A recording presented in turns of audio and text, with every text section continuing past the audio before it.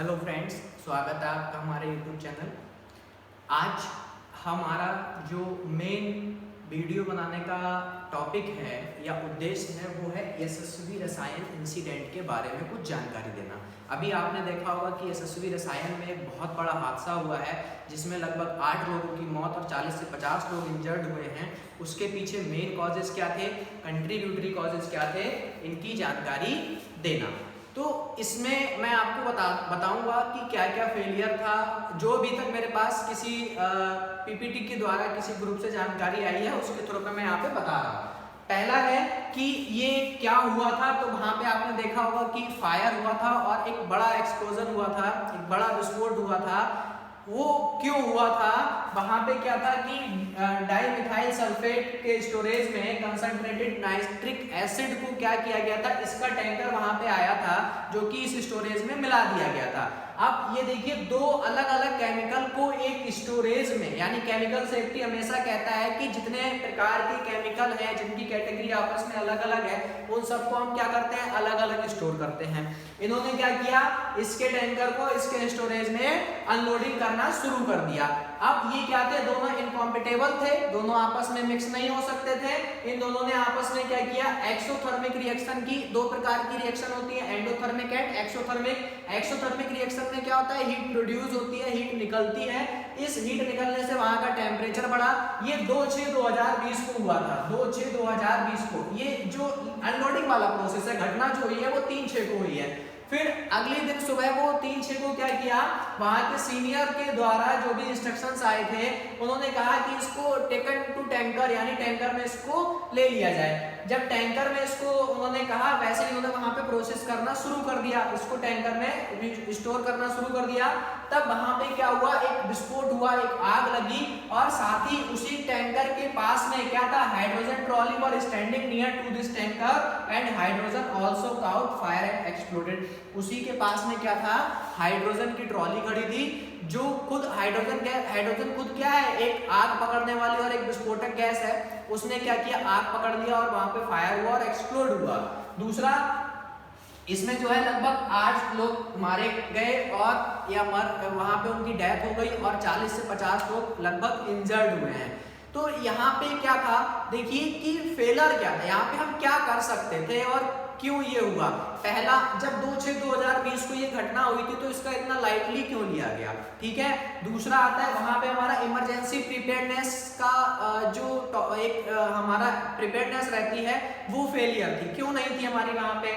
दूसरा ये आता है कि वहां पे जो वर्कमैन सिलेक्शन था, हो सकता है उसमें भी हो, सुपरवाइजरी में भी हो, या हो सकता है वर्क परमिट सिस्टम के द्वारा जो लोडिंग अनलोडिंग या फिर जो वर्क होता है वो ना किया गया हो। अगर वर्क परमिट के द्वारा किया गया होता तो वर्क परमिट में सारे टाइप ऑफ केमिकल और केमिकल से होने वाले हजार्ड, उनसे बचने के सुरक्षा नियम हम सब उसमें क्या करते हैं, वर्क परमिट में लिखते हैं, जो कि हो सकता है वहां पे ना हो।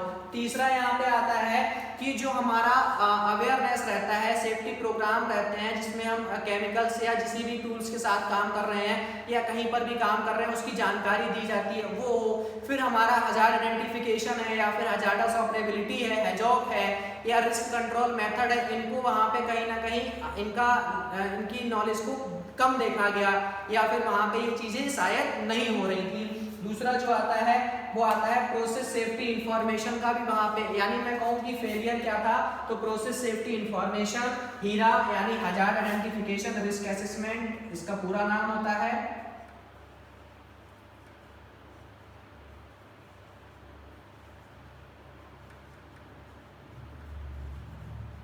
नेक्स्ट हमारा आता है ऑपरेटिंग प्रोसीजर और ट्रेनिंग एंड अवेयरनेस और इमरजेंसी प्रिपेयर्डनेस एंड रिस्पांस। तो हम कभी भी कोई भी एक्सीडेंट का जो रिपोर्ट पढ़ते हैं, एक्सीडेंट इन्वेस्टिगेशन पढ़ते हैं, उसके पीछे हमारा उद्देश्य क्या होता है कि दूसरों की गलतियों से सीखना, यानी भविष्य में ऐसी गलती किसी दूसरी इंडस्ट्री में ना हो या आपके वर्क प्लेस पे ना हो। इसीलिए मैं इस वीडियो को आपके सामने बना रहा हूँ।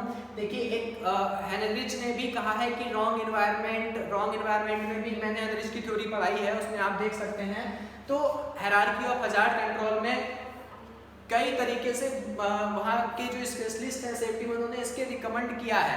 केमिकल सेफ्टी भी अपने आप में एक बड़ा टॉपिक है, एक बड़ा उसका मेथड्स है कैसे हम उसको कम कर सकते हैं। जोन होते हैं, उसमें केमिकल का क्लासिफिकेशन होता है, अपनी कैटेगरी होती है, रिएक्टिविटी होती है, इसकी टोटल जानकारी हमको उसमें दी होती है। प्लस MSDS है, मटेरियल सेफ्टी डाटा सीट है, उसको भी हम यहाँ पे लागू कर सकते थे। तो बहुत कुछ कर सकते थे अगर इसमें सही से सेफ्टी फॉलो हो रहा था, हो रहा होता, तो हम यहाँ पे एक बड़े एक्सीडेंट को बचा सकते थे।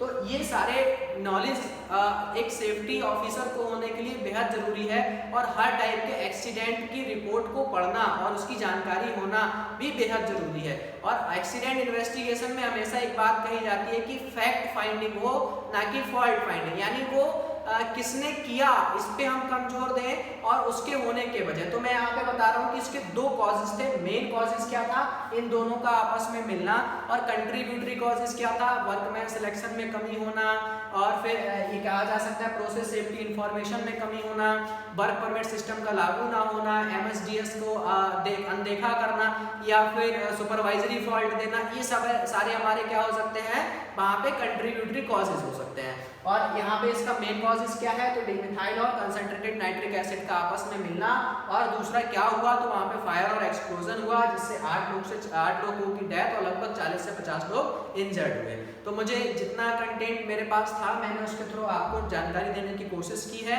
अगर आपको कंटेंट पसंद आया हो या फिर इसको आपको लग रहा हो कि हमको कुछ जानकारी मिली है, तो वीडियो को लाइक करें, कमेंट करें और शेयर करें। Thank you.